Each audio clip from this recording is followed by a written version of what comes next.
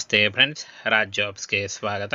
Friends, ಸರ್ಕಾರಿ ಒಂದು ಆಸ್ಪತ್ರೆಯಿಂದ ನೇಮಕಾತಿ ನಡೀತಾ ಇದೆ ನೋಡಿ. ಸರ್ಕಾರಿ ಆಸ್ಪತ್ರೆಯಿಂದ ನೇಮಕಾತಿಯ ಹೊಸ ಅಧಿಸೂಚನೆ ಬಿಡುಗಡೆಯಾಗಿದೆ.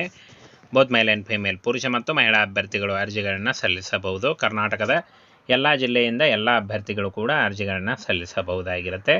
Multitasking staff, lower division clerk, upper division clerk ಮತ್ತು ಫ್ರೆಂಡ್ಸ್ ಕ್ಯಾಶಿಯರ್ ಅಸಿಸ್ಟೆಂಟ್ ಹಾಗೂ ಕ್ಲರ್ಕ್ ಉದ್ಯೋಗಗಳಿಗೆ ನೇಮಕಾತಿಯ ಹೊಸ ಅಧಿಸೂಚನೆ ಆಗಿರುತ್ತೆ.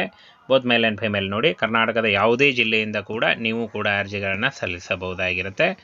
SSLC, PUC, degree, diploma, ITI ಆದಂಥ ಅಭ್ಯರ್ಥಿಗಳು ಕೂಡ ಅರ್ಜಿಗಳನ್ನು ಸಲ್ಲಿಸಬಹುದು. ಯಾವ ರೀತಿಯಾಗಿ ಅರ್ಜಿಗಳನ್ನು ಸಲ್ಲಿಸಬೇಕಾಗುತ್ತೆ, ಏಜ್ ಕ್ರೈಟೇರಿಯಾ, ಸಂಬಳ ಇಂಥಾದ ಅಂದರೆ ಮುಂತಾದಂತಹ ವಿಷಯಗಳನ್ನು ಸಂಪೂರ್ಣವಾಗಿ ತಿಳಿಸ್ಕೊಡ್ತೀನಿ. ವಿಡಿಯೋನ ಕೊನೆವರೆಗೆ ಮಾತ್ರ ನೋಡಿದ್ರೆ ಯಾವ ರೀತಿಯಾಗಿ ಅಪ್ಲೈ ಮಾಡಬೇಕು ಅನ್ನುವಂಥ ಮಾಹಿತಿ ಕೂಡ ನಿಮಗೆ ತಿಳಿಯುತ್ತೆ. ವಿಡಿಯೋನ ಕೊನೆವರೆಗೆ ನೋಡಿ. ಫ್ರೆಂಡ್ಸ್, ಇಲ್ಲಿ ಕಾಣಿಸ್ತಾ ಇದೆ ನೋಡಿ. ಒಟ್ಟು ಟೋಟಲ್ ಆಗಿ 17,000ಕ್ಕೂ ಅಧಿಕ ಉದ್ಯೋಗಗಳಿಗೆ, ಬೃಹತ್ ಉದ್ಯೋಗಗಳಿಗೆ ನೇಮಕಾತಿ ನಡೀತಾ ಇದೆ ನೋಡಿ. ಇನ್ನು ಫ್ರೆಂಡ್ಸ್, ಬಹುಕಾರ್ಯ ಸಿಬ್ಬಂದಿ 3,341 ಹುದ್ದೆಗಳಿದ್ದಾವೆ. ಕೆಳ ವಿಭಾಗದ ಗುಮಾಸ್ತ 1,923 ಹುದ್ದೆಗಳು. ಇನ್ನು ಅಪ್ಪರ್ ಡಿವಿಷನ್ ಕ್ಲರ್ಕ್ ಮತ್ತು ಅಪ್ಪರ್ ಡಿವಿಷನ್ ಕ್ಲರ್ಕ್ ಕ್ಯಾಶಿಯರ್ 6,435 ಹುದ್ದೆಗಳು. ಇನ್ನು ಮುಖ್ಯ ಗುಮಾಸ್ತ ಸಹಾಯಕ 3,415 ಹುದ್ದೆಗಳು. ಸಾಮಾಜಿಕ ಭದ್ರತಾ ಅಧಿಕಾರಿ, ಮ್ಯಾನೇಜರ್ ಗ್ರೇಡ್ 2 ಸೂಪ್ರಿಟೆಂಡೆಂಟ್ ಈ 2,596 ಹುದ್ದೆಗಳಿಗೆ ನೇಮಕಾತಿ ನಡೀತಾ ಇದೆ ನೋಡಿ. ಇಷ್ಟೊಂದು ಹುದ್ದೆಗಳಿದ್ದಾವೆ. ಈ ಒಂದು ಹುದ್ದೆಗಳಿಗೆ ಆಯ್ಕೆ ಮಾಡಿಕೊಂಡು ನೀವು ಅರ್ಜಿಗಳನ್ನು ಸಲ್ಲಿಸಬಹುದು. ಹಾಗೆ ಒಬ್ಬ ಅಭ್ಯರ್ಥಿ ಒಂದೇ ಹುದ್ದೆಗೆ ಮಾತ್ರ ಅರ್ಜಿಗಳನ್ನು ಸಲ್ಲಿಸಬಹುದಾಗಿರುತ್ತೆ. ಇನ್ನು ಫ್ರೆಂಡ್ಸ್, ಡಿಗ್ರಿಯಲ್ಲಿ ಫೈನಲ್ ಇಯರ್ ಓದ್ತಾ ಇರುವಂಥ ಅಭ್ಯರ್ಥಿಗಳು ಕೂಡ ಆನ್ಲೈನ್ ಮೂಲಕ ಅಫಿಷಿಯಲ್ ವೆಬ್ಸೈಟ್ಗೆ ಹೋಗಿ ನೀವು ಅರ್ಜಿಗಳನ್ನು ಸಲ್ಲಿಸಬಹುದಾಗಿರುತ್ತೆ. ಆನ್ಲೈನ್ ಅರ್ಜಿಗಳನ್ನು ಸಲ್ಲಿಸಬೇಕು ನೋಡಿ. SSLC, PUC, ಡಿಗ್ರಿ ಮಾಡಿದಂಥ ಅಭ್ಯರ್ಥಿಗಳು ಅರ್ಜಿಗಳನ್ನು ಸಲ್ಲಿಸಬಹುದು. ಇನ್ನು ನೋಡಿ, ಇಲ್ಲಿ ಯಾವ ಒಂದು ಹುದ್ದೆಗೆ ಯಾವ ಅರ್ಹತೆ ಅಂತ ನೋಡೋದಾದರೆ, ಬಹು ಕಾರ್ಯ ಸಿಬ್ಬಂದಿ ಮಲ್ಟಿಟಾಸ್ಕಿಂಗ್ ಸ್ಟಾಫ್ SSLC ಕೇಳಿದ್ದಾರೆ. ಕೆಳ ವಿಭಾಗದ ಗುಮಾಸ್ತ ಡಿಗ್ರಿ ಅಥವಾ PUC. ಅಪ್ಪರ್ ಡಿವಿಷನ್ ಕ್ಲರ್ಕ್ ಮತ್ತು ಅಪ್ಪರ್ ಡಿವಿಷನ್ ಕ್ಲರ್ಕ್ ಕ್ಯಾಶಿಯರ್ ಪದವಿ ಎನಿ ಡಿಗ್ರಿ ಕೇಳಿದ್ದಾರೆ. ಮುಖ್ಯ ಗುಮಾಸ್ತ ಸಹಾಯಕ ಡಿಗ್ರಿ ಹಾಗೂ ಸಾಮಾಜಿಕ ಭದ್ರತಾ ಅಧಿಕಾರಿ manager grade 2 superintendent any degree ನೋಡಿ. ಡಿಗ್ರಿ ಪದವಿ ಹಾಗೂ ನೀವು ಡಿಪ್ಲೊಮಾ ಮತ್ತು ITI ಮಾಡಿದ್ರೂ ಕೂಡ ನೀವು ಅರ್ಜಿಗಳನ್ನು ಸಲ್ಲಿಸಬಹುದಾಗಿರುತ್ತೆ. SSLC, PUC, ಡಿಗ್ರಿ, ಡಿಪ್ಲೊಮಾ ಮಾಡಿದ್ರೂ ನೀವು ಅರ್ಜಿಗಳನ್ನು ಸಲ್ಲಿಸಬಹುದು. ಹಾಗೇನ ಫ್ರೆಂಡ್ಸ್, ಯಾವ ಒಂದು ಹುದ್ದೆಗೆ ಎಷ್ಟು ಸಂಬಳ ಅಂತ ನೋಡೋದಾದರೆ, ಬಹುಕಾರ್ಯ ಸಿಬ್ಬಂದಿ 18,000ದಿಂದ 56,000. ಇನ್ನು ಕೆಳ ವಿಭಾಗದ ಗುಮಾಸ್ತ 19,000ದಿಂದ 63,000.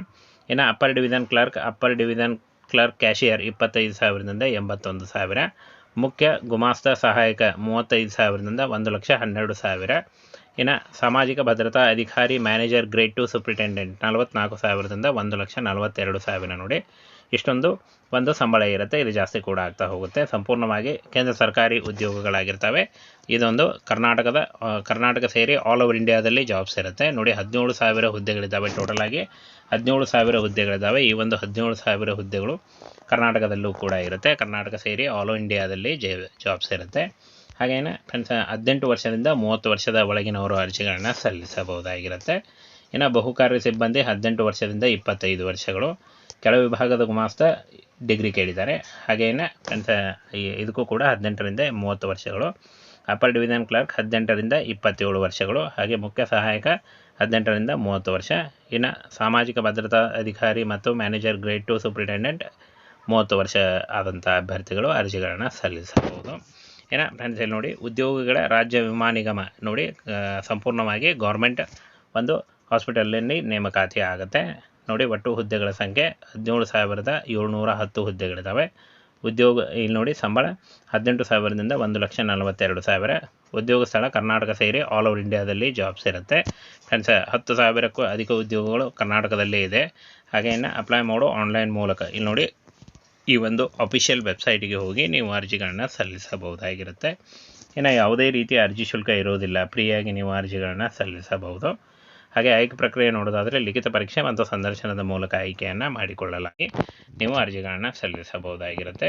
ಸಂಪೂರ್ಣವಾಗಿ ಕಾಯಂ ಉದ್ಯೋಗಗಳು ಹಾಗೆ ಸೆಂಟ್ರಲ್ ಗೌರ್ಮೆಂಟ್ ಉದ್ಯೋಗಗಳಾಗಿರ್ತವೆ.